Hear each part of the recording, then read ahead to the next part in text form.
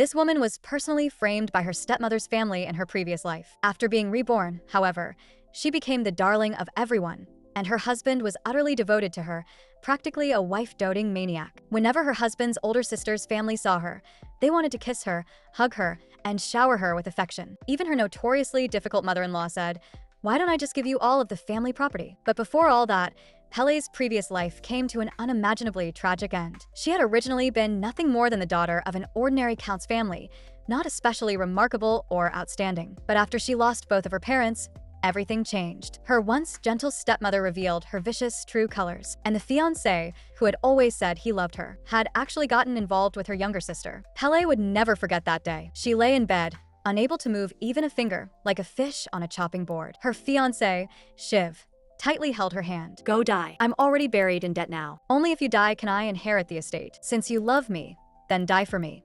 "Can't move, can you?" "That's because the curse has taken effect. It was expensive, but this is the best way to kill someone without leaving any trace." Her stepmother, standing to one side, let out a mocking laugh. "Don't look at me like that. If you want to blame someone, blame your father. If he hadn't left a will making you the heir to all the property, none of this would have happened. What a pity. We could have remained such close mother and daughter." Her younger sister Rina asked, "Does this mean we're about to become filthy rich?" Shiv looked at her gently. "Of course, my little princess. This must have been hard on you during this time, right? Today, it's finally all going to end." Rina looked at Pele, whose eyes were wide with fury, and asked in return, "You don't actually think Shiv is your husband, do you? Shiv only married you because I asked him to. He's been waiting for you to die all along." Pele was utterly devastated. So everything before this had all been an act put on by the three of them. The husband who said he loved her, the gentle stepmother, and the kind younger sister.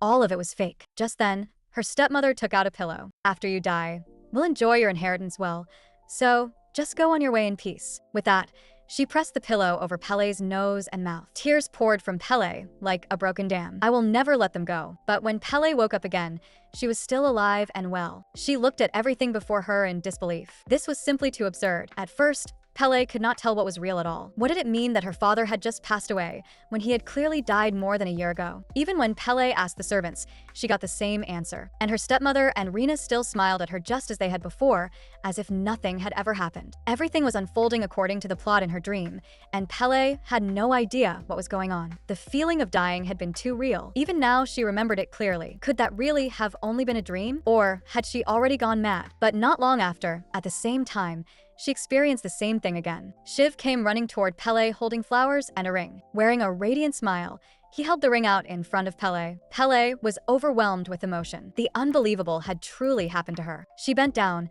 crying tears of joy, not because Shiv had proposed to her, but because she had been reborn. As unbelievable as it was, she had really returned to the past, to a time before she had been betrayed. Although she did not know why she had come back to life, she absolutely could not miss this opportunity. She had to protect her life, and she also had to protect the inheritance her father had left behind. From that day on, Pele realized one thing.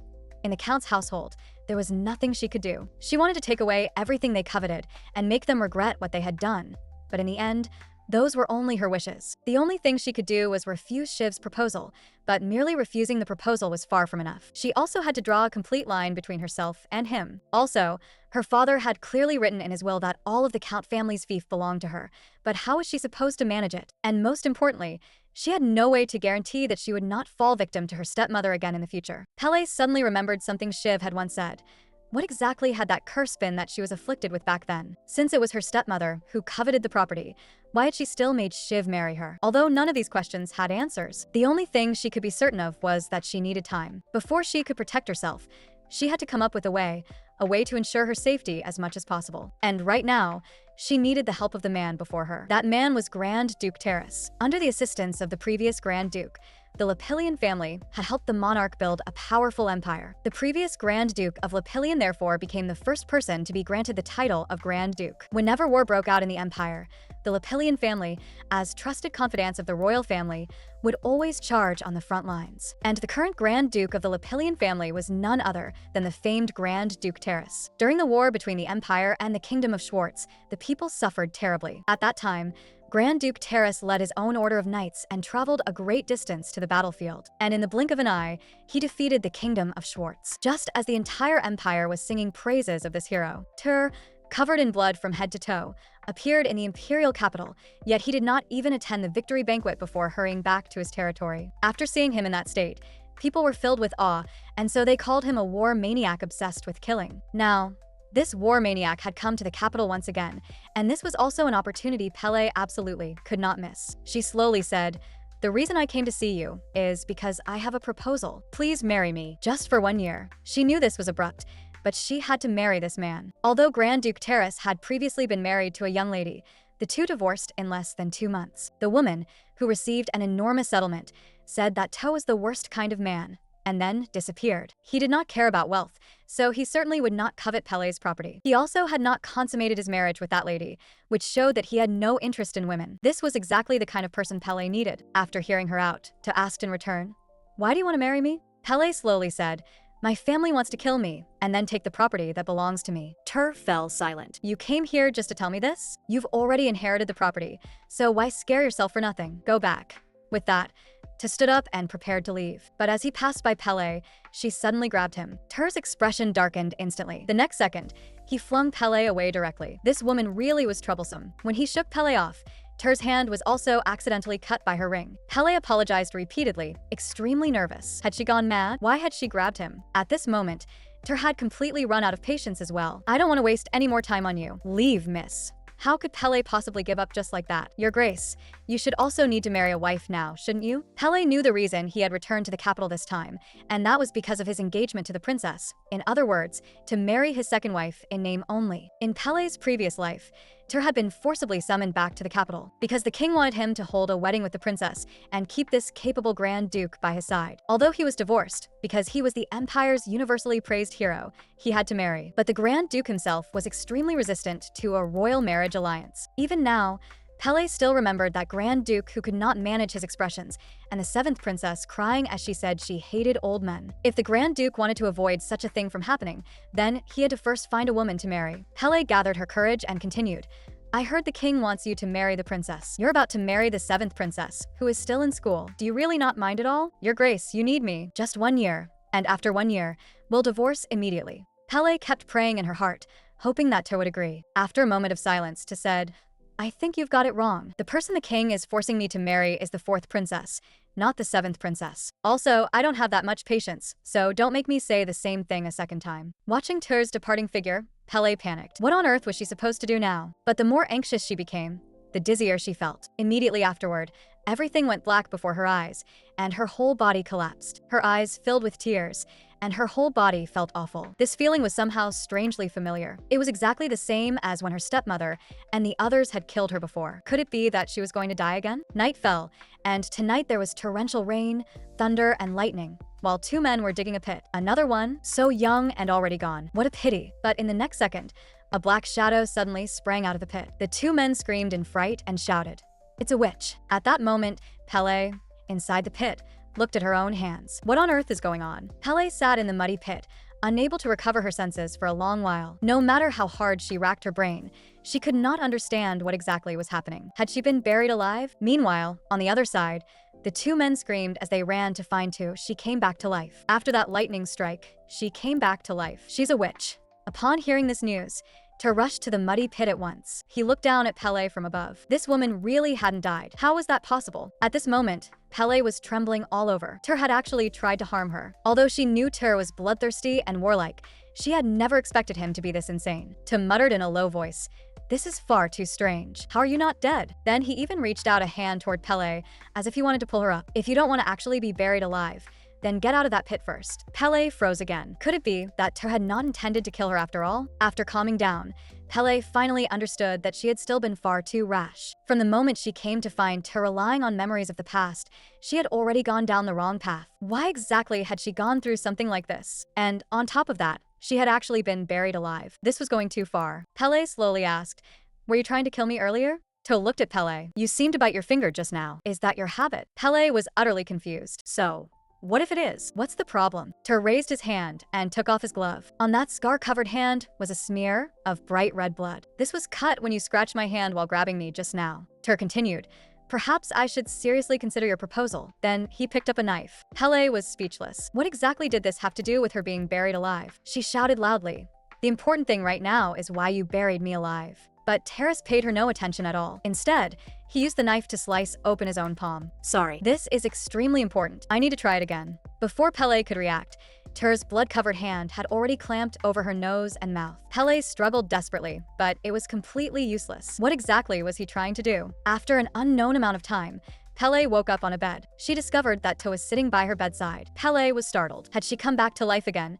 She had clearly felt that same agony of near death as before. Yet she had not died. Judging from the Grand Duke's expression, she had not returned to the past. What exactly was going on? Gripping the blanket, Pele said in a trembling voice, "What exactly are you trying to do? Why do you keep making me experience the pain of death? Why is it that every time I die, I come back to life again?" To slowly said, "The Lapillion family is cursed. Anyone who carries this family's blood is born with deadly poison in their body, and at the same time, we ourselves possess extremely strong immunity to poison. So even if we drink ordinary poison, we will not die. But our blood, even just a few drops of it, is enough to kill someone instantly." Pele could not believe it. The Lapillion family really was cursed. Among the common people, there had always been rumors that the Lapillion family was a cursed clan. But the curse people spoke of was not a real curse. Their family was invincible in war and the main force leading victory. Because of their noble status, they rarely associated with the outside world, and those who became entangled with their family often died young. Perhaps because of that,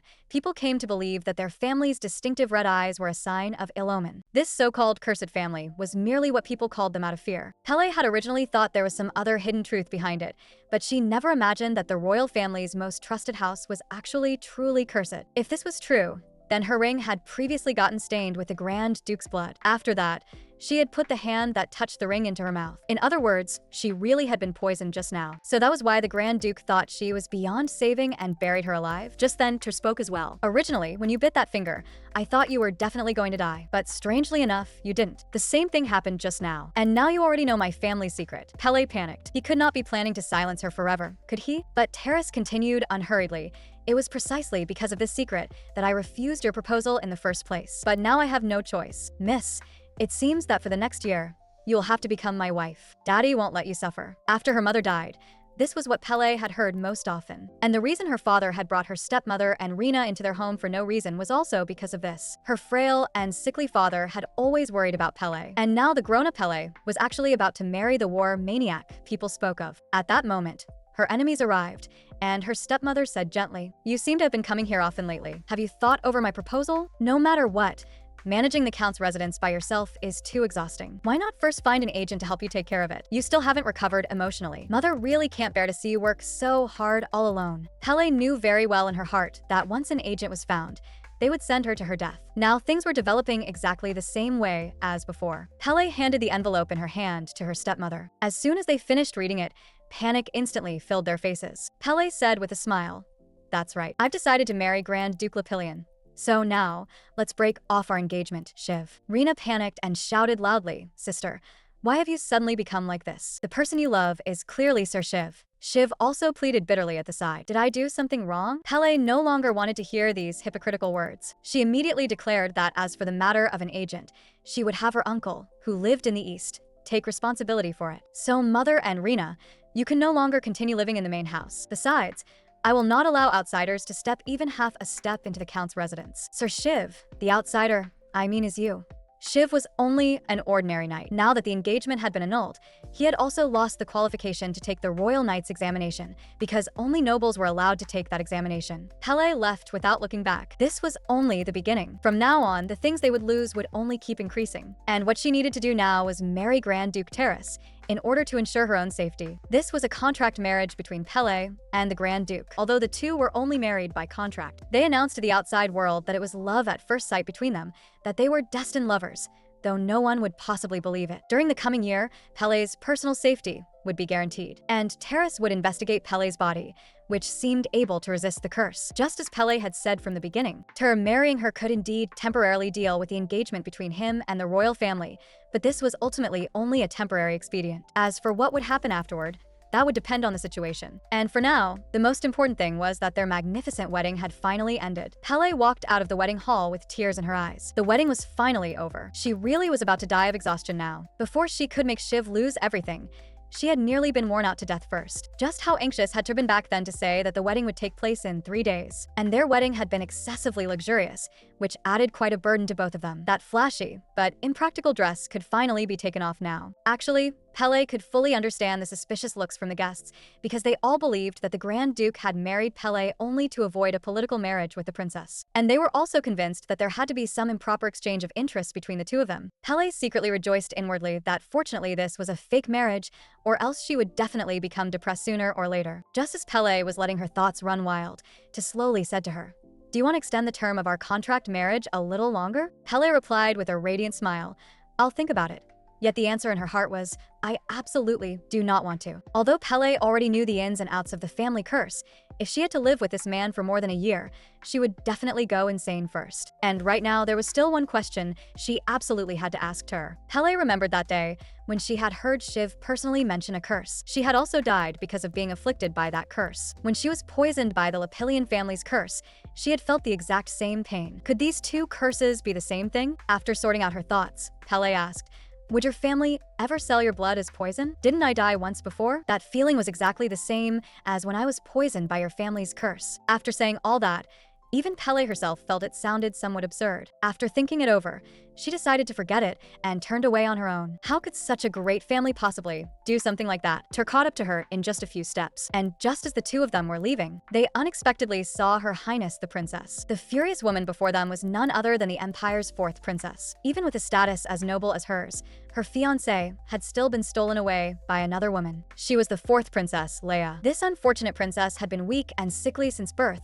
and had spent years bedridden, with death seeming to be the only thing awaiting her. Although Pele did not know exactly what had changed in the past, now it seemed that just as the outside world had said, she had broken free from illness and recovered her health. But why had she just called the Grand Duke Duke? Although the Lapillian family had been promoted from dukes to Grand Dukes less than 10 years ago, he was clearly a Grand Duke now. Ta stepped forward and saluted. "Your Highness, why have you come here?" Leia gripped the umbrella in her hand tightly. "Duke, are you really going to abandon me and marry another woman? Do you think there could be anyone who loves you more than I do?" Pele froze. At first, she had thought this political marriage had been arranged by the king alone, but she had not expected that the princess was actually willing. Still, Tur, at least try to control that cold expression of yours a little. At this moment, Leia was practically already out of control. "I can't live without you. You are my man." Pele quickly covered her mouth, her face full of disbelief. Did the princess really love her this much? And at this moment, Leia also noticed Pele. Gritting her teeth, she demanded, "Why are you here? You should never have appeared here." As she watched Leia approach step by step,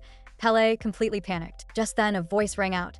"Good heavens, what is going on here?" As she spoke, she first gave the princess a salute and then smoothly added, "But in any case, more and more people are gathering. Your Highness, I never expected that you would be so fixated on a man who has just gotten married. Do you truly not mind letting everyone see you in your current state?"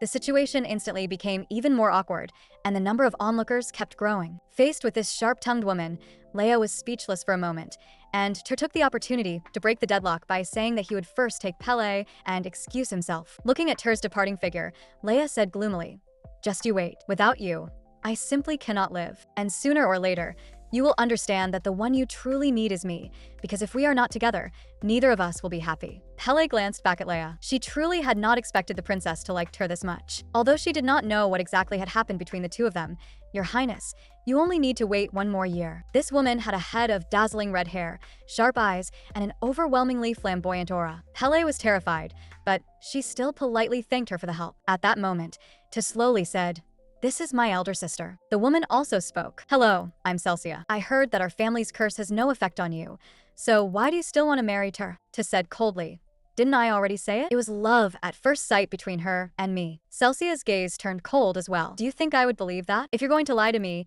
you should at least make the lie sound convincing. The entire empire knows you rushed into marriage in order to avoid the king forcing you to marry. Did you have to make it so obvious? You're practically afraid the social circles won't know your real purpose. Aren't you just openly telling the king, 'You pushed me too hard, so I casually found someone to marry'? Are you satisfied now? If you do this, the family will only become a laughingstock." At that moment, the carriage fell into dead silence, and all Pele wanted was for Tur to say something quickly. Right now, she was basically an innocent bystander caught in the disaster. Under such a stifling atmosphere, Pele noticed that everyone in their family was dressed especially tightly. They must be very hot, right? Those clothes looked unbearably stuffy. Pele decided to open the window and let in some air. However, the carriage suddenly jolted, and losing her balance, she slammed directly into Ter's handsome face. Seeing Ter's rare look of embarrassment, Celsia burst out laughing. At that moment, she suddenly felt that Ter's current wife was rather interesting. Although Ter's face had been sacrificed, the atmosphere did ease quite a bit. But could everyone in the Lapillion family really be this frightening? With an anxious heart,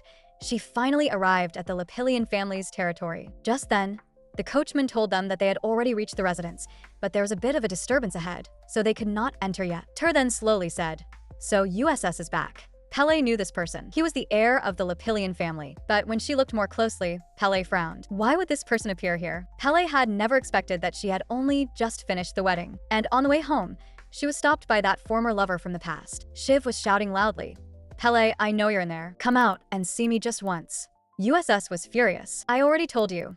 This is not a place for an ordinary knight like you." But how could Shiv possibly give up? He kept shouting on his own, as if Pele would definitely come out as long as he did so. USS's brows furrowed. Then he angrily drew the guard's sword beside him. "An ordinary knight like you has no right to step in here. Since you want to die, I'll grant your wish. You have insulted the Lapillion family. This is the punishment you deserve." Just as the sword was about to fall, someone grabbed USS's hand. Ter had arrived. And at that moment, Shiv's face filled with delight, because he had finally seen Pele. Pele slowly said, "I already told you, I don't love you anymore." Seeing that soft tactics did not work, Shiv immediately turned aggressive and actually shouted at Pele, "Why have you suddenly become like this?" The current Pele was no longer the weak Pele she had once been, and Ter was standing behind her. Looking at the terrifyingly imposing Ter, Shiv was already starting to panic inside. He could only soften his tone and say, "Before the celebration begins, the ordinary knights will hold a parade. Come and watch it too." Pele was speechless. What exactly was he talking about? At that moment, Ter's expression darkened. "Even I can't bear to listen to this anymore. Do you not even want the title of ordinary knight anymore?" Then he ordered people to drag Shiv away. Shiv hurriedly shouted, "I'll wait for you under the tree where we used to meet every day. You must come that day." After Shiv was dragged away, Ter asked, "The one you said wanted to harm you before, was it him?" "I'll remember him." In the dining room, Pele was already starving, but Ter and USS seemed to have something to discuss. After leaving Pele with the servants, they departed. Pele had never expected that Shiv would actually chase her all the way to the residence. How had things turned into this today? How was she supposed to face the family members after this? And because of that farce just now, the servants did not look too pleased either. She had also previously heard that the family heir, USS, had been recuperating in a remote mountain village all this time. Had he now returned? There were simply too many secrets in their family, and Pele was beginning to lose track of which were real and which were false. Just then, Ter came to Pele's side. Pele asked him, "How old is USS? And also, is USS your child?" Ter slowly said, "He is my elder brother's son. My elder brother has already passed away, and my sister-in-law also abandoned USS and left alone. I was the one who brought him back. Don't worry, I'll send him back to the countryside." At that moment, Pele completely panicked. Now that she knew so many secrets, was she going to be silenced? She stood up in a fluster. Then she walked toward the bedroom. But on the way, she saw a maid with a strange expression. Pele slowly asked, "What are you standing there for?" After seeing Pele, the maid immediately curtsied and said that she had come to deliver dinner to young Master USS, but he had not opened the door. Pele suddenly thought that what happened today had probably caused him to be scolded by Ter. It seemed he really was upset. If not for Shiv, he would not have been reprimanded. Pele decided to take responsibility for this herself. She said that she would handle it. Pele pushed the meal cart and opened the door. USS's angry roar instantly came from inside. "Who is so bold as to open the door without my permission?" But when he saw that the person who came was Pele, USS froze. Pele sat down by the bed and introduced herself. "My name is Pele." With a dark face, USS said, "Are you doing this to curry favor with His Grace the Grand Duke? It seems you feel very guilty about what happened just now. If I were you, I would be too ashamed to even come in. Please stop bothering me and leave." Just then, Pele gently placed her hand on USS's face. "Were you crying just now?" USS, having been exposed on the spot, instantly blushed. Pulling Pele along, he directly pushed her out the door. "Please stop worrying about me." With that, he slammed the door shut with a bang. At that moment, the maid stepped forward and said, "Your Grace, Tonight you are to consummate the marriage with the Grand Duke. We have already prepared the bathwater, so please go bathe and change first. Pele froze. She had actually forgotten about this. But after all, her marriage with To was only a contract marriage, and To is not interested in women, so there should not be any problem, right? Just as Pele's thoughts were running wild, To pushed the door open and walked in. Pele hurriedly said that she could just sleep somewhere else. After saying that, she rushed to leave. But before she had taken more than a few steps, she was stopped. Where are you going? If you sleep in a guest room, then what would be the point of our marriage? As long as word gets out that we have consummated the marriage, it will dispel many people's suspicions. And after the contract ends, I only need to act as though I am still longing for you, and naturally the king will not force me to marry again. So, during the marriage, we must sleep in the same room. You don't need to worry. I won't touch you. And so, Pele lay down on the bed. Although her body was already exhausted, she simply could not fall asleep. Just then, To slowly said, "Are you asleep? My sister seems quite satisfied with you." Originally, the title of Grand Duke should have been hers, but because of the curse, she lost all her family members, and because of that, she fell into madness. At that time, she was no longer able to handle affairs normally. Fortunately, she has already emerged from that darkness now. The reason she scolded me is also because she is worried about this family. After hearing this, Pele could not help but fall into thought. The Grand Duke suddenly opening up to her instead made her feel somewhat unaccustomed. Although she was doing this for revenge, had she perhaps still been too hasty? Pele's heart began to waver. If her choice had been wrong from the very beginning, then what should she do? Pele slowly closed her eyes in self-reproach and drifted into sleep. But what she dreamed of was still the scene of herself being murdered by Shiv and her stepmother. After the nightmare, Pele suddenly jolted upright, her eyes filled with terror, and her body would not stop trembling. Ter beside her kept asking Pele what was wrong, but her mind was completely blank. Just then, a woman burst in, but the moment she saw what was before her, she froze on the spot. At that moment, Pele was nestled in Ter's arms. Anyone who saw them would think they were a sweet newlywed couple. Pele was utterly dumbfounded. What exactly was going on with her? How had she ended up lying in Ter's arms, and on top of that, being seen by someone else? Even after sitting down in a chair, Pele still had not recovered. Other than causing trouble, it seemed she could not do anything right. And as for the lady beside her, why was she yelling at the Grand Duke nonstop and going on and on about how he had gotten married on his own? At that moment, Ter impatiently ordered, "Malden, prepare a carriage. USS will return to the annex today for now." USS instantly panicked. He did not want to go back at all, so he pleaded, "Can I stay here instead? I'll definitely behave. Yesterday, it wasn't that I really wanted to kill that night. I was just too angry at the time." Ter slammed the table and stood up. "I already said it. If you get hurt because of this, our family's secret will be exposed. If you are truly reflecting on your actions, then go back first." USS asked in a low voice, "If you're going to send me to the annex anyway, then why did you adopt me in the first place? I don't want to stay there alone." Pele could not bear to watch anymore. She muttered softly, "This child didn't even eat properly yesterday. Can't whatever this is wait until after he finishes eating?" Ter's expression was stern. It would be better for him to go back as soon as possible, and besides, this isn't something you should interfere in. With that, he turned and left. After Terrace left, the person who had burst into the room today introduced herself. "My apologies, Your Grace. Only now am I introducing myself to you. I am the aide, Biha." As she spoke, she revealed a kindly smile. Seeing that made Pele's cheeks turn red, and for some reason, she suddenly felt much more at ease. Then she followed Biha as they walked through the residence. As she listened to the introduction, Pele could not help but interrupt. "Does the Grand Duke dislike USS?" Biha slowly replied, "His Grace is only worried about the young master. The toxin carried in young Master USS's blood is even stronger. He is still very young, and the toxin changes with his physical condition, having a great effect on him. When the young master is unwell, the toxin inside his body causes him a great deal of pain. So it was precisely so that he could recuperate in peace that His Grace sent him to the annex. So you needn't worry too much. In fact, His Grace has always cared for the young master in his own way." But Pele still felt there was something strange about it. The Grand Duke clearly did care about USS, so why did he insist on acting as though he disliked him? Because of that, USS was under enormous pressure. Why could the Grand Duke not just explain himself clearly? Just as Pele was lost in thought, a strange noise suddenly came from somewhere. Pele hurried over to check what was happening, only to hear the maids say that the young master was throwing a tantrum again. Ignoring their attempts to stop her, Pele went straight to USS's room. But the moment she entered, something struck her hard on the head. USS panicked at once. "Why are you here? Do you look down on me too?" After saying that,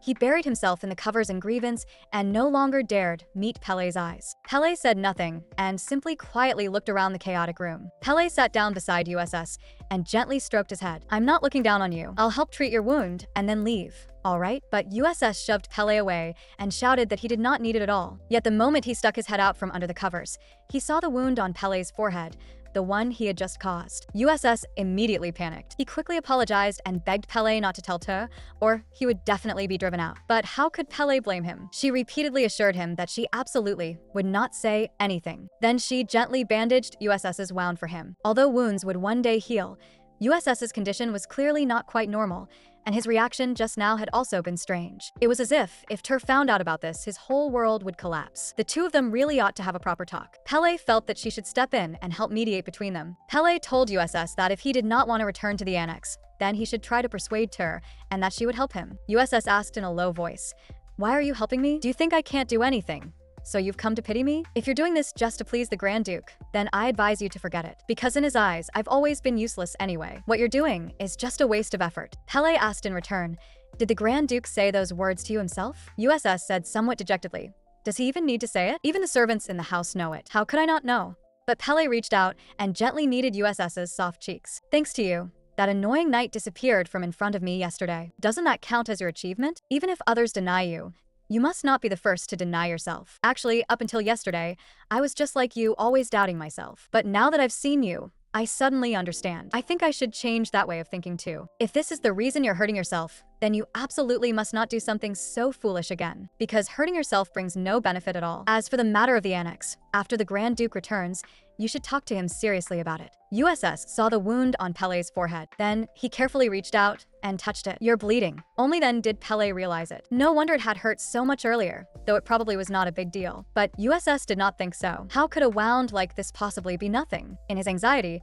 he quickly wiped the blood from Pele's forehead, as if doing so would make her get better faster. Feeling USS's concern, Pele smiled in relief. But that smile only made USS feel even guiltier. He cautiously said, "Don't you know how dangerous my blood is?" But Pele had already tested Ter's blood before. She said that even if she drank USS's blood, nothing would happen to her. Suddenly, Pele noticed that the wound on USS's hand still had not been bandaged. USS had just been about to ask what Pele meant by that. The next second, nosebleeds began dripping from Pele's nose without stop. The intense pain made Pele collapse to the floor at once. Why was this happening? She clearly had not drunk USS's blood. Could it be that the blood had entered her body through a wound? But even when she had drunk Ter's blood before, she had not suffered like this. Why did this hurt so much this time? Pele desperately told herself that she could not fall, or she would definitely frighten USS. Yet when that sharp agony swept over her again, she could not endure it after all and fainted on the spot. When she woke again, she was already lying in bed. Seeing that she was awake, Ter immediately asked about her condition. Pele said that she was already fine. She recalled the moment before she fainted. As expected, it was the toxin in USS's blood causing trouble. The toxin carried in his blood was stronger. But fortunately, in the end, she had come back to life once again. But USS looked completely unable to believe it. Anyone who came into contact with the family's blood was supposed to die. At that moment, Te said lightly, "Didn't I already tell you? She won't die. Although I don't know the reason either. Our family's blood really has no effect on her." Pele was a little worried about USS. He had already been badly frightened just now, and now that he was being scolded again, he must feel even worse inside. But clearly, Te was not planning to scold only USS. Even if the blood has no effect on you, you still should not be so careless. Pele could only lower her head and admit fault. She really had been too careless just now. Immediately afterward, Te coldly looked at USS again. "Now do you understand? Your actions really could kill someone." Faced with Ter's rebuke, Pele lowered her head and apologized, saying that she would definitely be more careful in the future. And USS was, after all, still only a child. By now, his face was already drenched in tears. Ter turned back as if wanting to say something more, but when he saw USS looking like this, he still froze for a moment. Sniffling, USS said, "I'll go back. His Grace is right. I really have been too immature. Your Grace, I'm sorry." After saying that, he pitifully wiped away his tears. Then he turned around, preparing to leave. Looking at USS's back, Pele's heart was in fierce turmoil. Logically speaking, she was only an outsider and should not interfere in this family's private matters. But why was it that she still could not help reaching out and grabbing USS? USS turned back in surprise. "What are you doing?" But Pele firmly told him, "Say everything you want to say." Then she said to Ter, "When a child gets into trouble, isn't it because no one has properly taught him? USS is still young. If he makes a mistake by accident, you can't only know how to blame him. If anyone is to blame, then it should be the Grand Duke who failed to teach him properly." After saying all that, Pele practically wondered if she had gone mad. She had actually dared speak to Ter like that. Was she tired of living? And besides, in another year, she would be able to leave this place. Was there really any need to interfere in their family's affairs? But she had already heard that child say it himself. He did not want to stay there alone. How could she possibly pretend she had not heard it? Pele gathered her courage and added the final few words. Do you really plan to lock USS away for the rest of his life and keep him forever isolated from the world? To said coldly.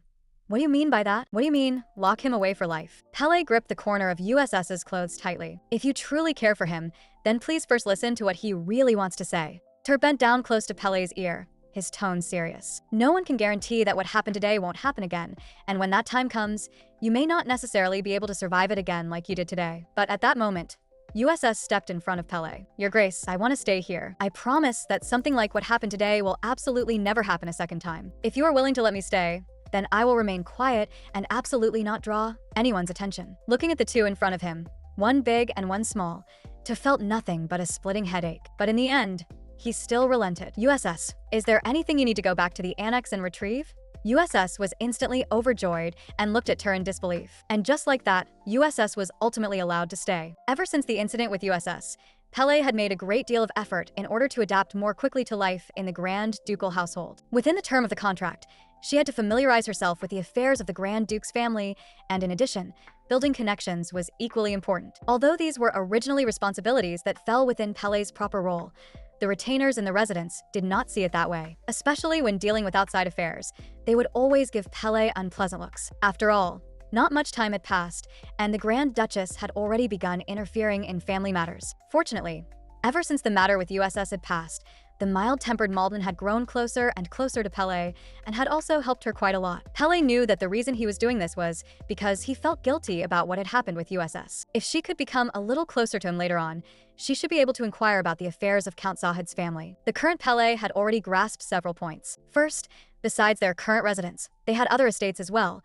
and Te usually carried out his activities mainly within the Grand Duke's fief. The residence in the capital was managed by Malden's eldest son, and he and Ter mainly handled affairs through correspondence. The reason Te was staying in the capital now was because of the king's summons. Pele did not know whether it was because of their marriage, but she was worried that he might be blamed by the king because of it. Second, the servants in the residence did not know the secret of the curse. Only Malden and a few direct relatives knew about it. Recently, Pele had also heard that Malden's younger daughter was about to join Ter's Night Order. Third, Te was indeed investigating Pele's body. He regularly sent doctors to draw her blood. Pele did not know whether he would be able to find an answer from her blood, and even Pele herself did not know that answer. Although Pele very much wanted to have a proper talk with Ter, he returned very late every day, and Pele simply could not find an opportunity. Not only that, Pele had also discovered a shocking fact.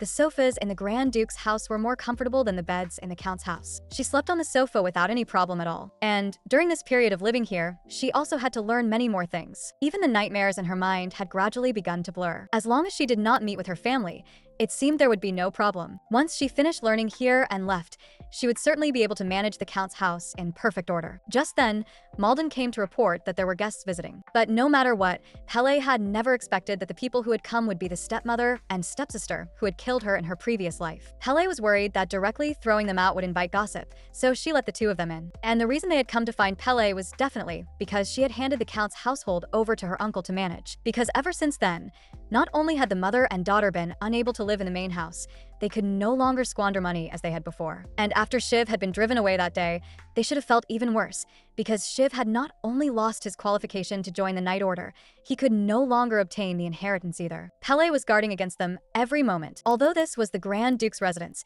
they had once tried to murder her, and no one knew what they might do. Just then, her stepmother suddenly burst into tears. Pele, it's all my fault. After you left, I reflected seriously for a long time. I admit that before. I did not care enough about you. Otherwise, how could I have failed to notice that besides your father's matter, there was something else making you sad? Although this marriage was your own decision, as your mother, I should also properly congratulate you, and I should also say I'm sorry to you. Belly Frozy. Could this also be an act? Her heart trembled violently. They must only be trying to make her lower her guard. She still had better stay farther away from them. But just as Pele stood up, intending to leave, her stepmother suddenly knocked over the teacup, as if she had gone mad. She even scalded herself quite badly. But not only did she not blame Pele, she even hypocritically began showing concern for Pele instead. At that very instant, Pele suddenly remembered her childhood. Back then, her stepmother had protected her in this same way. This made Pele begin to doubt herself more and more. The fact that she had died and come back to life was something only she herself knew. And after waking up, Events had developed in exactly the same way as before, so Pele had concluded that they were the ones who killed her. But what if that had merely been a coincidence? Maybe nothing had changed at all, and all of this was only her own illusion. Pele even began to suspect that she had gone mad. Perhaps that really had only been a nightmare she had repeatedly dreamed. Something like dying and coming back to life was simply too absurd. Meanwhile, the servants were secretly gossiping about the mother and daughter. They speak so elegantly, but their expressions look as though they want to kill someone. Are all nobles like this? And I heard Pele drove them out of the count's residence and wants to keep the family property all for herself. Someone even said that she had seduced the Grand Duke with her beauty. The two chatted more and more excitedly, not noticing at all that USS was already standing behind them. USS looked at them coldly. "What were you just saying?" Her younger sister loudly demanded. "Exactly when did you start associating with the Grand Duke?" Her stepmother immediately stopped her and said that that was not important. Then she pretended to be well-intentioned and said, "But recently, some strange rumors have been spreading outside. Although those words are only baseless speculation, they say that you were the one who drove us out and then monopolized the property. Of course, we know all that is nonsense, but I just feel that your wedding was not conducted according to normal procedure. Don't you think the Grand Duke acted a little too arbitrarily in doing this? And now, even we find it very difficult just to meet you once. Although his grace is of noble status, his way of doing things is clearly disregarding you. Now that your wedding has already been held, I suppose I should not say much more, but at the very least, you should let us present our gift so that we can feel at ease in trusting you to your husband's family." At that moment, her younger sister chimed in as well.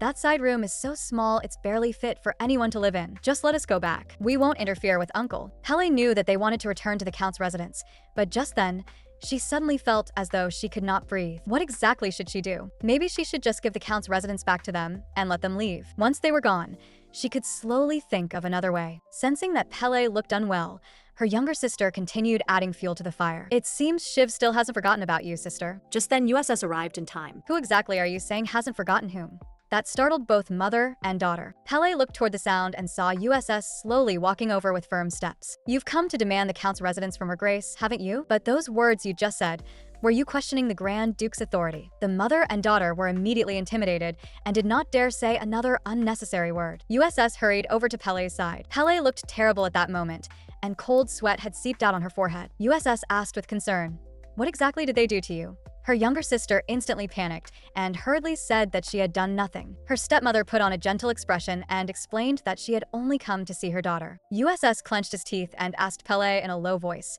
"How about letting them leave first today?" Pele hurriedly nodded. After the two of them left, Pele finally let out a sigh of relief. At last, she could breathe smoothly again. When Shiv had come that day, it had been USS who helped her, and today it was USS who got her out of trouble again. Pele was very grateful for this. USS, in turn, said that if possible, he wanted to escort Pele back to her room. On the way back, Pele was full of heavy thoughts. As long as she was in the same space as that mother and daughter, she felt unable to breathe. But no matter how she thought about it, that absolutely could not have been as simple as just a dream, because she felt an instinctive revulsion toward them. There had to be more to all of this. Just then, USS asked, "The celebration is going to begin before long. Did you know? In the last war, it was only because the Grand Duke arrived in time that they were able to win. I heard that this celebration is being held to honor the Grand Duke and the King." Pele carefully recalled that every spring, the Empire held a celebration, and this year's celebration was to celebrate the Empire's prosperity and the victory in war. This grand celebration would last for an entire week. Pele also remembered that in her previous life, she and Shiv had had a wonderful time at the celebration. Unlike Pele, who had a god's eye view, USS did not understand why, when the war had already ended long ago, they had chosen to hold the celebration at this exact time. Of course, holding a celebration is a good thing, but why must it specifically be in the name of commemorating victory in war? Why would the king do that? Before, I heard that in the war, many children lost their parents. Pele promptly interrupted USS, saying that she understood what he meant. But even in the Grand Duke's house, one could not lightly display dissatisfaction toward the king. Pele fell into thought. The reason for holding this celebration definitely could not be as simple as it appeared on the surface. There had to be another purpose behind it, and this year's celebration was equally significant to Pele, because in her previous life, the very day she died had happened to be the final day of the celebration. On the other side, Till looked at the letters in front of him and had a splitting headache. Every single one of them had been sent by that troublesome princess, and the day he could return to the Grand Ducal territory had no choice but to be postponed again. He would have to wait until after the celebration ended before he could go back, because this time, the king intended to eradicate the problem at its root. Just then, Tyr asked, "How has Pele been lately?" Malden was clearly stunned when she heard this. The Grand Duke was actually taking the initiative to care about someone else. It really was surprising. Then she seriously told to everything Pele had been doing recently, and also said that she herself had not expected Pele's ability to learn to be so strong. She also mentioned that Pele's stepmother had come by today. Ter's expression immediately darkened, and he said that from now on, even if her family came, they were not to be allowed inside. At that moment, Malden asked tentatively, "Will you divorce again this time?" Actually, I can more or less guess why the two of you got married. If you want others to believe that you are a real married couple, then you should first change the way you address each other. Also, please stop staying in the office all the time. You haven't really spent much time with the Grand Duchess lately, have you? And the two of you also rarely appear together in social settings. You must be careful of those rumors. Are you still having trouble sleeping? Tomorrow, I'll change your tea. Ter stood up and merely said flatly that he understood. Then he left the office. He walked alone through the dim corridor. Outside, thunder roared and rain poured down in torrents. He slowly looked out the window. In those eyes, there was nothing but indifference and suppressed sorrow. The rain outside gradually became stained crimson in his eyes. It made Ter's pupils look as deep and heavy as blood. The fine curtain of rain also seemed gradually to turn into arrows, a rain of arrows pouring down, every one of them striking innocent soldiers with perfect precision. Ter did not linger long, but instead continued walking forward without looking back. He raised a hand and rubbed his eyes, then entered the room, only to find that Pele had already fallen asleep on the sofa. Te stared at her for a long time, and only then did he gently carry Pele to the bed. He had intended to tuck the blanket over her, but discovered that Pele suddenly shrank back a little. Then, almost unconsciously, she reached out toward Ter. Tears slid down her cheeks, as though in her dream, she were begging for someone to save her. After a moment of silence, Te still sat down, then gently placed his hand on Pele's abdomen. "Here, no one can hurt you, so sleep peacefully." After hearing those words, Pele's nightmare miraculously dispersed,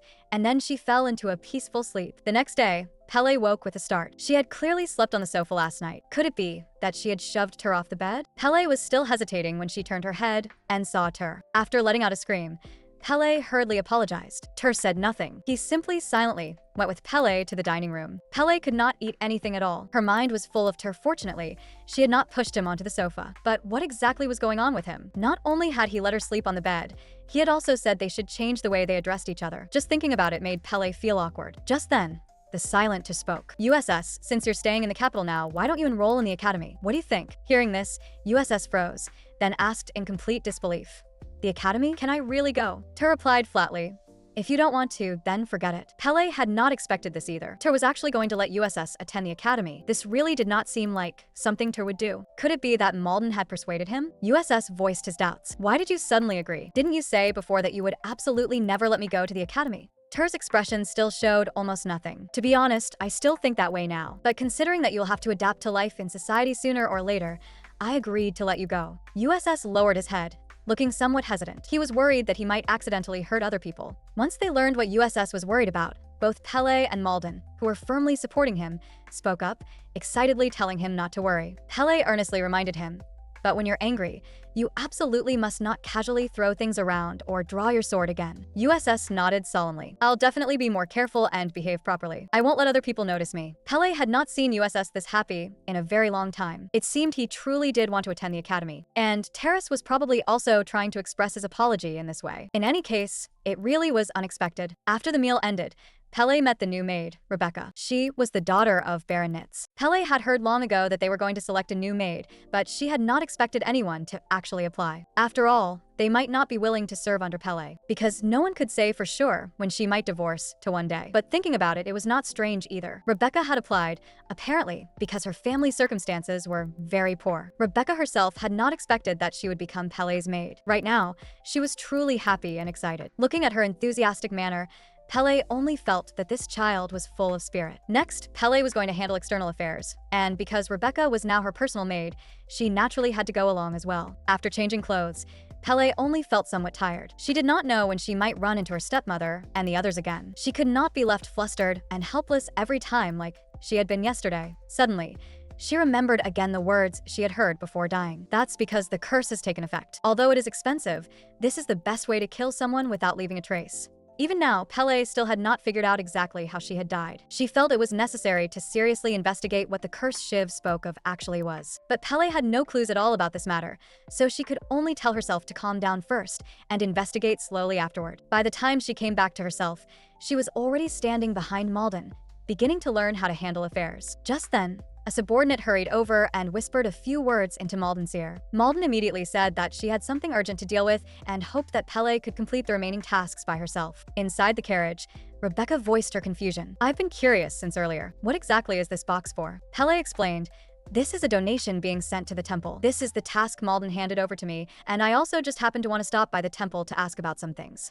In fact, the Lapillian family had always been donating to the temple, and in very large amounts too. It was just that this matter had never been made public. Pele did not understand why exactly that was, because if it were made public, it would clearly be very helpful to the family's image. Once Rebecca understood, she turned to look out the window and exclaimed, "The celebration hasn't even started yet, and the streets are already this lively." Pele nodded. Soon after, the carriage stopped in front of the temple. Actually, what Pele wanted to ask the priests was whether the curse Shiv had mentioned was some sort of spell. But if the priests misunderstood and thought she was interested in black magic, that would be troublesome. In outsiders' eyes, she was already a highly controversial Grand Duchess. She had ensnared Tur with her beauty and had even driven her own family away when they came to visit her. No matter what Pele did, it would look suspicious. On top of that, the priests trusted Tur very much, so if she showed even the slightest oddity, it would do her no good at all. Pele had originally thought she might be able to find some useful clues in the library, but that was no different from looking for a needle in a haystack. Suddenly, Pele picked up a book. The title of the book was "Can I Curse You?" She turned to the priest and asked,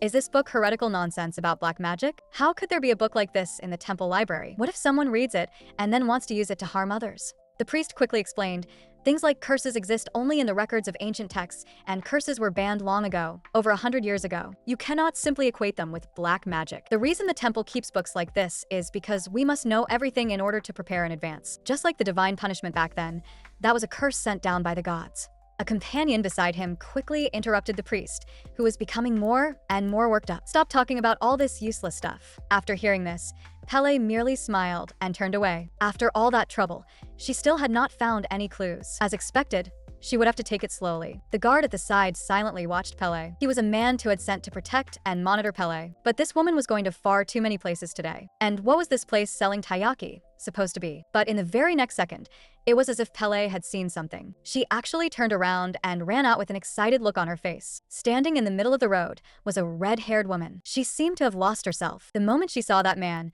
she ignored all danger and rushed straight toward him. A fast-moving carriage was coming directly toward her, and it looked like disaster was about to strike. Fortunately, Pele reacted quickly enough when she rushed over and pulled her back in one motion, and the two of them fell to the ground together. Pele was frightened out of her wits. Even more shocking was that this out-of-control woman was actually Celsia. Celsia's gaze was vacant as she stared absent-mindedly in the direction where that man had just left. The child beside him had hair that changed from red to brown. "It seems I was seeing things again." When the people around saw this, they also began whispering among themselves. What is wrong with that noblewoman? How could she lose her composure like that? Celsia's mind was in complete chaos. At that moment, Pele placed her own hat on Celsia's head, covering her face so that the others could not clearly see her. Celsia slowly stood up and returned to her usual cold and arrogant manner. What happened today must not be told to anyone. After saying that, she left directly. After returning to the residence, Pele kept thinking back on what had just happened. Celsia had seemed unusually uneasy, and there was no telling what exactly had happened. At that moment, the headmaid noticed that Pele's hat was missing. Pele only said that it had been blown away by the wind and did not mention what had happened today. Just then, USS came running over. Pele immediately hid her injured hand behind her back. Then she asked USS, "Have you packed everything you need to prepare for going to the academy?" USS answered hesitantly, "I'm only going to register, and there are still a few days before registration anyway, so there isn't really anything to prepare. Actually, what I wanted to say was, if you have time then, could you come with me? If you're busy, it's fine if you can't." Pele's heart ached at once. She raised her hand and gently rubbed USS's head. "I'm sorry. That should have been my question to ask you. I'll go with you." The moment she said that, USS's face immediately turned red. The Grand Duchess was just too good to him. That night, Tur returned. Pele did not understand why he had been coming back so early lately. Tu slowly said, "I heard you saw my sister today." Pele's heart jumped, and she quickly said that they had only run into each other by chance. Then she immediately changed the subject. Will you go with USS to register at the academy? I know you're busy, but I think it would be more convenient if we went with someone familiar with the academy route. Your Grace should have been there before, right?" Tur replied lightly, "I never attended the academy." Pele was instantly shocked. Could it be that, because of the curse, he had also been taught by private tutors at home? Then Terrace brought up another important matter. "Didn't you want to hire a lawyer?" "Leave that to me." At this point, Pele was completely confused. Why was Tur suddenly treating her so well? Looking at Tur's departing figure, Pele impulsively called out to stop him. Well then, tonight you sleep on the bed. The scene shifted to the next day. After waving goodbye to USS, Pele went to see the lawyer. She had originally planned to accompany USS to the academy today, but because Tur had arranged to meet the lawyer in advance, that plan had no choice but to be abandoned, which made Pele feel very sorry toward USS. After coming out of the law office, Pele felt that she had not understood anything at all. Without inheritance rights, a lawsuit could still be filed as long as one of the following 3 conditions was met. First, the will was forged. Second, the will had been written under secret coercion of the testator. Third, the count had been killed by Pele. Although none of these 3 conditions applied, negative rumors about Pele were now already everywhere, so no matter what, preparations had to be made in advance. Ever since marrying into the Grand Duke's family, Pele had never responded directly to these rumors, but she also understood that she had a responsibility to clear them up. For now, she should go to the academy first, but after waiting for quite a while,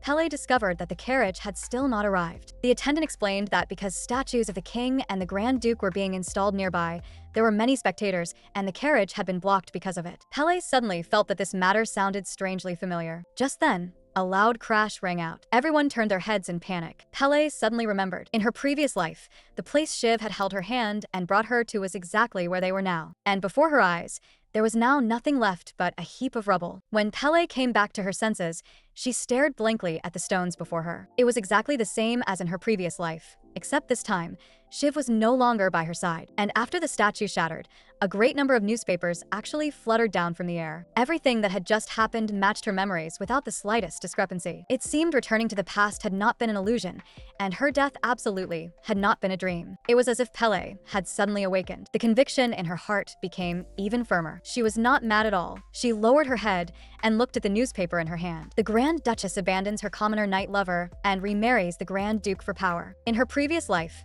the newspaper had also published content criticizing the Lapillion family. Only now, because Pele had become the Grand Duchess, the direction of the report had changed. And the ones who would spread this kind of news should be those 3 people. After arriving at the academy, Pele had just stepped down from the carriage when she ran into an unwelcome guest. That person was the 4th princess, Leia. In this empire, she was a mad princess driven to extremes by unrequited love, someone who would do almost anything just to assert her presence. This time, she had even brought herself directly before the person involved. By the time Pele came back to her senses, she was already seated beside Leia. Feeling that harsh and icy gaze from beside her, Pele felt a chill run down her spine. She had heard that this time Leia had come to pick up the 7th princess, who was studying at the academy. There was no telling whether she had calmed down yet. At that moment, a noble woman beside them teased, "I didn't expect to see the Grand Duchess here. I heard the young master has already returned to the capital." Another lady chimed in as well. "On my way here, I saw a lot of scattered newspapers, and what was written on them was all news about the Grand Duchess. The writing was really rather crude.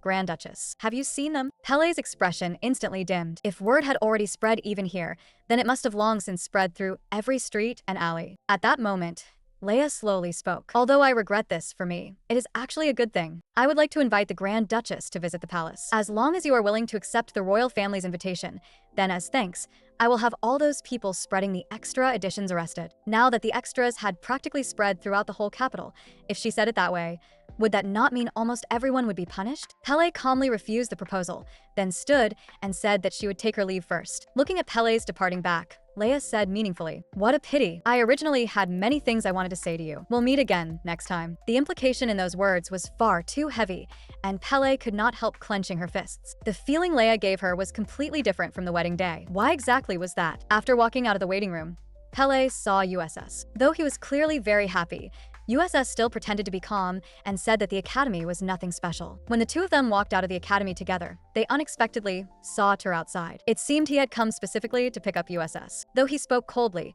he clearly still cared very much in his heart. But the silly USS still did not understand why Tur had come. With Pele's reminder, USS's face gradually turned red. To even thought he had a fever. To avoid being nagged any further, USS hurriedly said that he only had a slight cold. Then he ran off as though fleeing for his life, leaving Pele alone, standing awkwardly where she was. Even after the 2 of them got into the carriage, neither of them said a single word. In the end, To was the first to break the silence. "I heard you saw the extra edition. The article that was originally going to be published was actually about the divorce. I already had people withdraw it. I didn't expect it would instead lead to all this trouble. I'm sorry. And as for the smashing of the statue, those 2 things should have been done by the same person. During this period, it's safer for you to stay in the residence for now. Pele was stunned. To would actually apologize to her over something like this. But back then, when he had nearly poisoned her to death, he had not apologized even once. Pele trembled all over with anger. What exactly was wrong with him? Early the next morning, Celsia arrived. The moment she entered, she tightly pulled USS into her arms. When she turned her head, Celsia noticed Pele. Unlike before,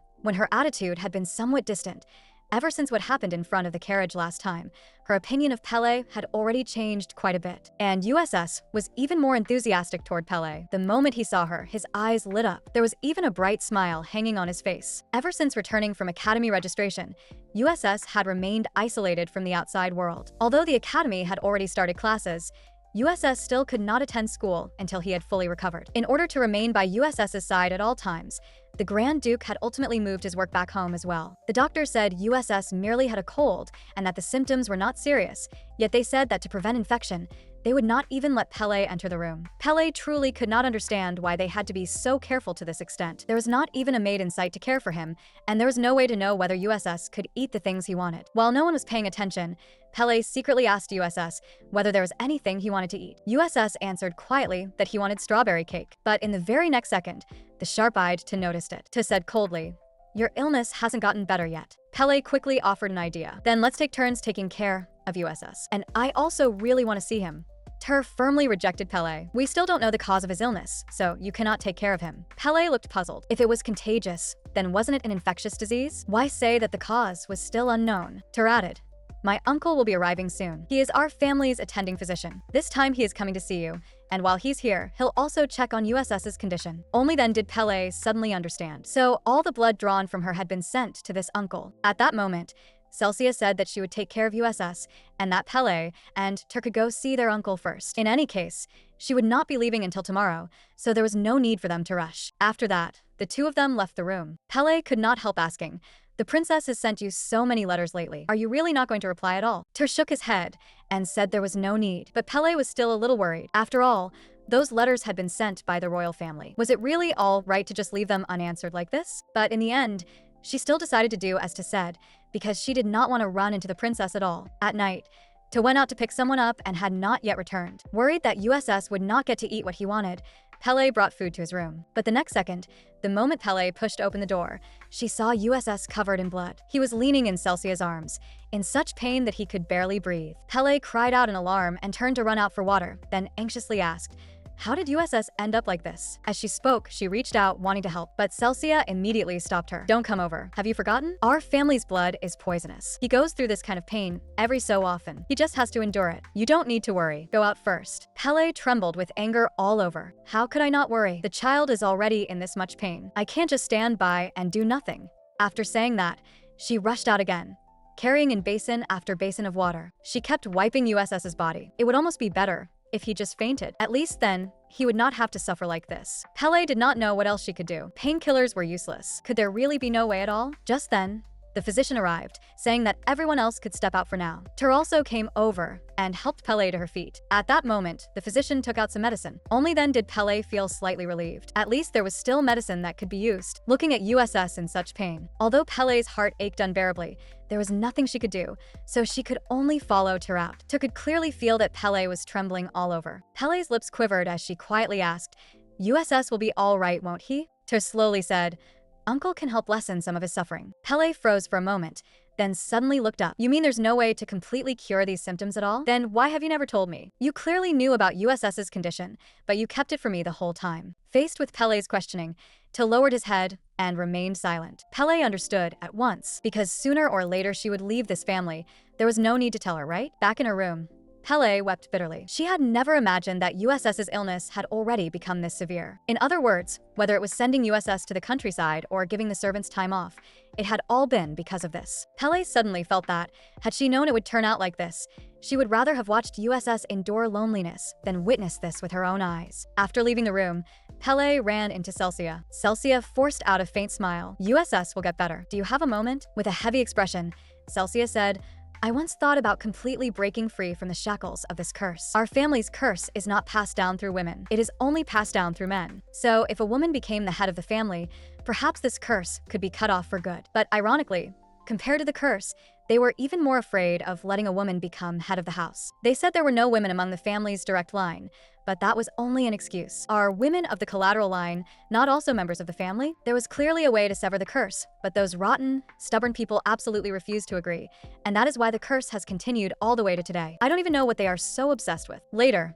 my elder brother, who was the family heir, died. I saw the future in that child, so I decided to inherit the title. I thought that as long as my own child succeeded me in the future, this family would finally be free of the curse. But now that I think about it, that was nothing more than wishful thinking. I killed my husband and child with my own hands. My husband was a merchant and we met by chance. In every negotiation we had, we were evenly matched, neither one above the other. In the end, we got married, but in the end, I was the one who destroyed everything. Celsia would never forget that twilight. When she came home, what she saw was her husband and child collapsed on the ground. The very first thought that flashed through Celsia's mind was the curse. She immediately checked her own body. Had she been injured somewhere? Countless memories flashed through her mind. That day, her child had asked, "Mother, don't you feel stuffy wearing gloves every day? I feel uncomfortable even wearing them for just a little while. Please take them off first." After saying that, the child had taken off Celsia's gloves, and on her hand, there had happened to be a tiny wound. Celsia was consumed by grief. The people she loved most had all left her just like that. Her son and her husband had both died because of that damned curse. Without them, what meaning had everything she had done before ever had? Celsia slowly said,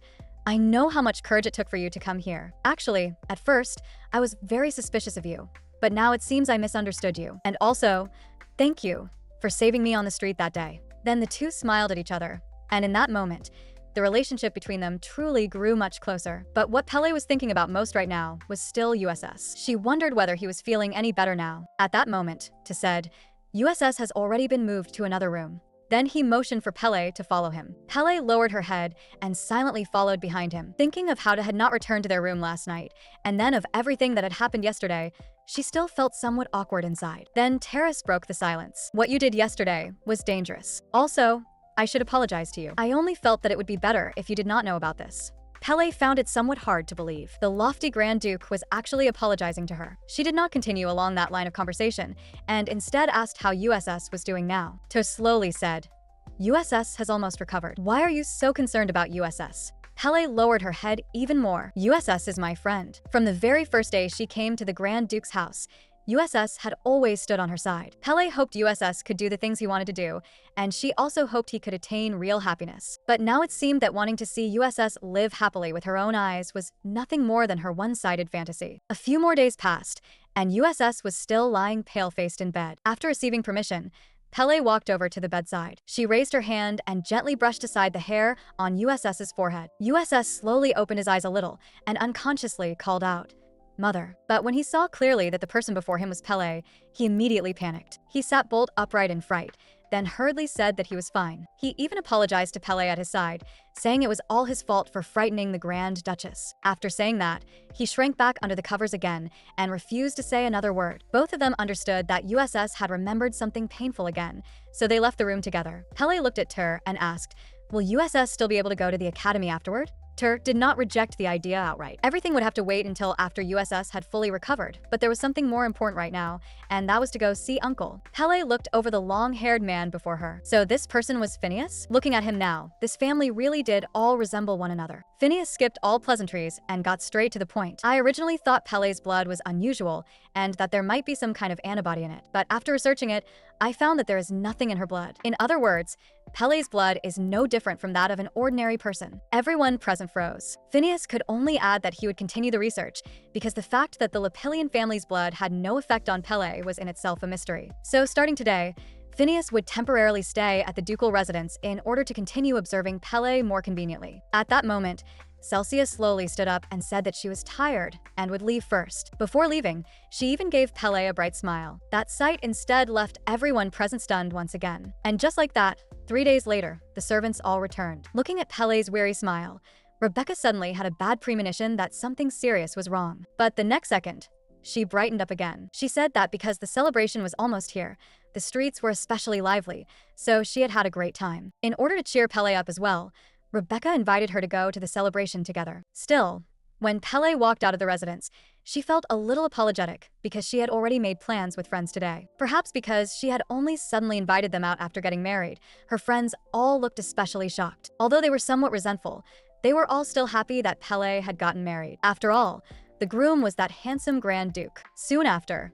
everyone could not help gossiping. As a result, Pele's original plan to inquire about news from the outside world did not succeed. She only heard that her stepmother had recently been attending all kinds of parties quite often. Still, thankfully, her friends were as firmly on her side as ever, and that alone already made Pele feel very happy. After chatting with her friends, Pele decided to stroll around a little more with Rebecca. Then she also bought a gift for USS, hoping he would like it. Looking at what she held in her hands, Pele suddenly remembered that there was still one matter she had to resolve. Recently, Ter had always been taking the initiative to speak to her, but Pele always instinctively avoided him. This could not go on. She had to find a chance to talk things out properly with Ter. At that moment, the elite knight who had been following beside her said that he had something to do and needed to leave for a while, and Pele did not think much of it. Rebecca, at the side, hesitated before speaking. Although this may not be very proper, I still want to ask, are you still troubled by the rumors outside? I have a friend in high society who might be able to help you. Would you like to come meet him with me? And so, the group walked together into the alley. But when they reached the place, there was no one there at all. Realizing that something was wrong,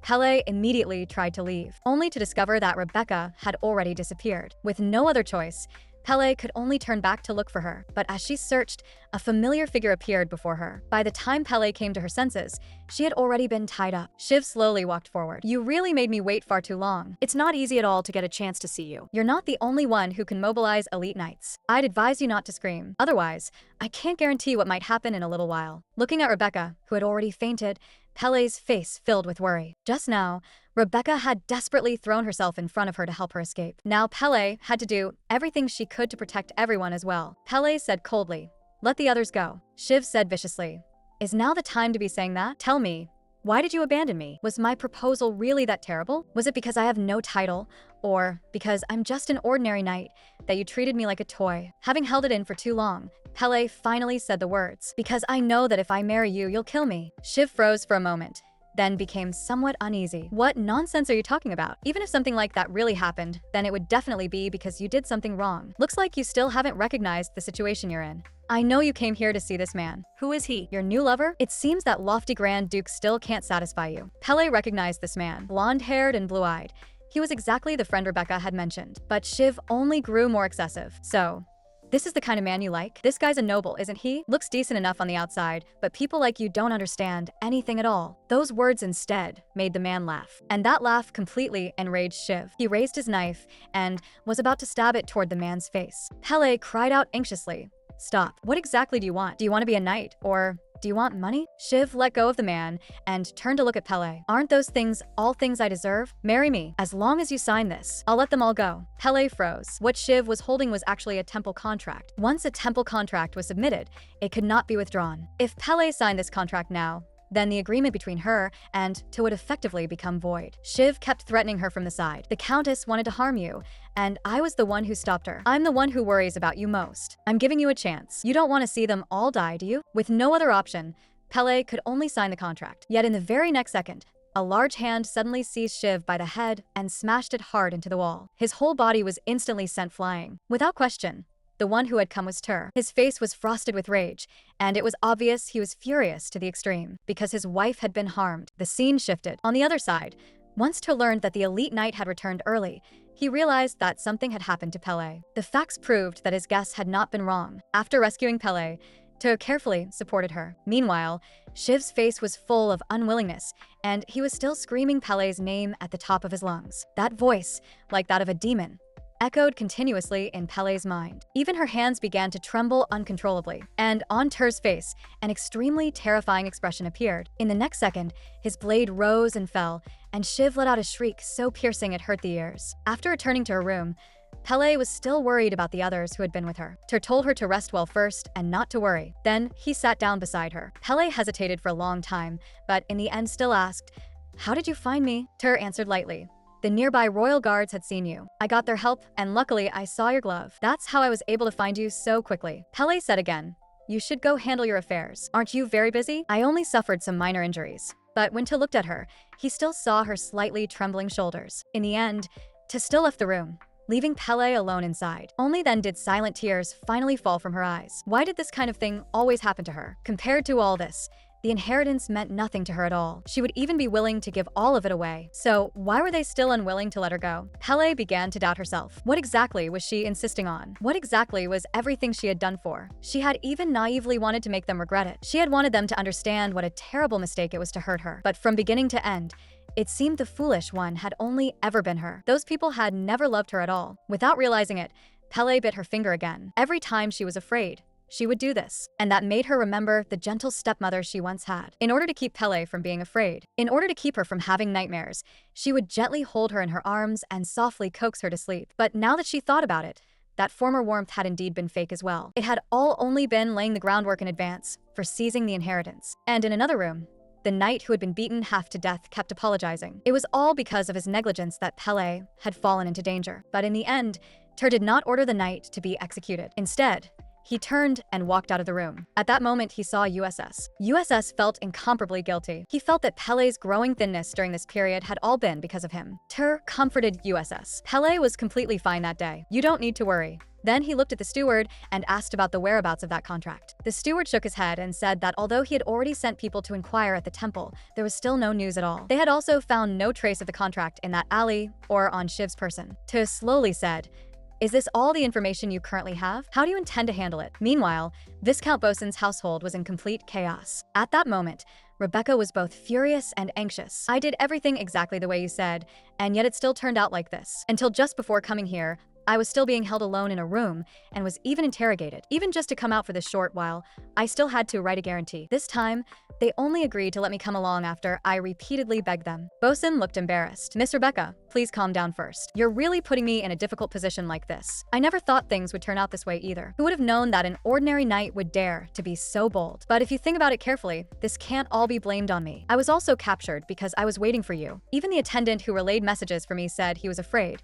so he refused to keep doing it." Rebecca slammed the table and said angrily, "Then why did you send that knight away? Anyone who didn't know better would think you wanted to say something confidential to the Grand Duchess alone. If His Grace hadn't arrived in time, something really terrible could have happened." But Bosun remained unconcerned. "That really was quite strange, actually. I didn't expect the Grand Duke to go find her personally." Rebecca was so angry that the veins at her temples were almost bulging. How could this person have such an attitude? Did he really not know at all where he had gone wrong? Although she was grateful to Bosun for recommending her for the maid position, if he still refused to admit his mistake, then there would be no need for them to meet again in the future. Right now, she already had to watch people's expressions everywhere in the Grand Duke's house. Fortunately, in the end, she had not been thrown out because of this. But Bosun did not want to listen to Rebecca's complaints at all. After everyone had left, Bosun alone sank into thought. What exactly was so special about that woman? Pele thought for a long time, but in the end, she still decided to continue her revenge. Because if she stopped here now, then the family her parents had painstakingly built up would truly have been wasted. And she herself would be left with absolutely nothing. In her heart,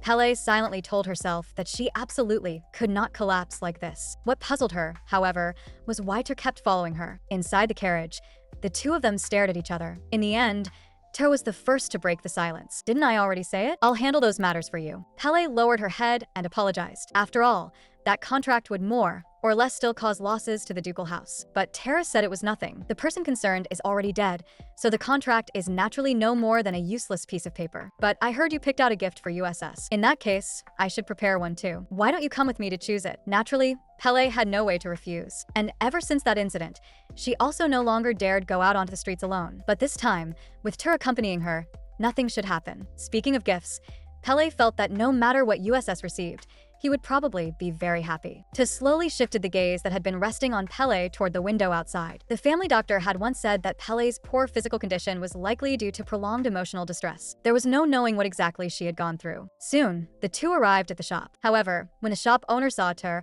his jaw nearly dropped to the floor. Pele quickly pulled him away. Along the way, there were always plenty of glances cast their way. The main reason was that, in order not to be recognized, Ter had disguised himself. But the result was that he became even more conspicuous. Pele kept struggling inwardly over whether she should remind him, but in truth, She and Ter were not that familiar with each other. After an intense internal debate, Pele directly pulled him into a nearby alley. "You're far too conspicuous like this. Could you lower your head a little? Your hair needs adjusting too." To make the disguise look more natural, Pele even bought him a pair of glasses. And as for shopping, Ter showed an unusually strong interest. No matter what he saw, he had to stop, take a look, and ask about it. So much so that Pele could not help wondering inwardly whether he had never gone shopping before in his life. After finally reaching a point where they could rest halfway through, Pele suddenly felt that this street looked somewhat familiar. On the last day of the celebration, the king and Ter would appear on this street. In her previous life, Pele had not seen that scene with her own eyes. She had gone home early with Shiv, and after that had come the moment of her death. Just then, Ter slowly said, "I have something to tell you. There may be assassins along the way this time." This celebration was originally meant to root out the remnants of the rebel army. Although they are called rebels, that is not entirely what they are. Their true target is me, so you may also get dragged into it. But I can promise you this: I absolutely will not let you be harmed. The scene shifted again to the final day of the celebration. The royal parade was the closing event of the entire celebration, held in the later afternoon. The king, queen, and royal family members walked at the front, and following behind them were Ter and Pele. Pele looked at the vast crowd ahead. Suddenly, she saw a familiar figure. Wasn't the person standing beside the Princess Rina? Why did she have to run into her on this very day? Just then, Ter walked to Pele's side. "It's about to begin." Pele quickly swept her gaze over the crowd. Very soon, her eyes locked onto Bosun. Wasn't that person exactly the friend Rebecca had mentioned? But before she could think further, an explosion suddenly occurred beside them. Fortunately, Ter reacted extremely quickly and pulled Pele firmly into his arms. As smoke spread all around, a vicious-looking man burst through it, gripping a knife as he charged straight toward Pele. At the critical moment, Ter moved in time to stop him. Then he sent the assassin flying with a fierce kick. The instant the assassin was kicked away, the knight Raymond immediately lunged forward and pinned him down hard so that he could not move. After the assassin had completely lost the ability to resist, he began cursing loudly. "You filthy Imperials. Do you think this will make me submit? One day, I'll make you pay." But Terrace acted as if he had not taken those words to heart at all. He merely took a handkerchief and wiped the blood from his face. Then he said, "We can stop now because there will definitely be other assassins next." However, the king's subordinates said that was impossible. The parade had been ordered personally by the king. Left with no choice, the parade could only continue. Pele had wanted to say something to comfort her, but she suddenly noticed that the assassin's condition seemed off. He was clutching his chest with a look of agony on his face. That appearance felt strangely familiar to Pele. Even after everything ended, Pele still felt deeply unsettled. What had happened to that man by now? Suddenly, huge fireworks burst outside the window, and the scene was exactly the same as the one on the day she had died. Everything that had happened in the past surged back into her mind in an instant. Pele collapsed to the floor and slowly said, "Your Grace, may I ask you something?"